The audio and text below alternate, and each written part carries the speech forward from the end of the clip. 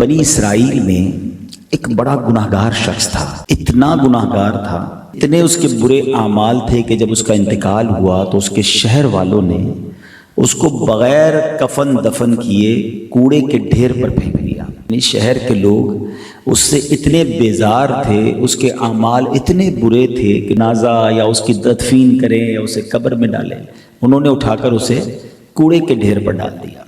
उस ज़माने में हज़रत मूसा अलैहिस्सलाम को अल्लाह तबारक व तआला की तरफ से वही की गई कि ए मूसा फला जगह पर जाओ, हमारा एक बंदा मौजूद है कूड़े के ढेर पर, उसे वहाँ से उठाओ, उसे गुस्ल दो और उसे कफन दो और उसकी नमाज जनाजा अदा करो, क्योंकि मैंने इसे बख्श दिया है। हज़रत मूसा वहाँ पहुँचे और जब देखा कि एक ऐसा जनाजा या एक ऐसी मैयत है जो कूड़े के ढेर पे शहर वालों ने डाल दी है, मालूम किया तो पता चला ये तो सबसे बुरा इंसान था।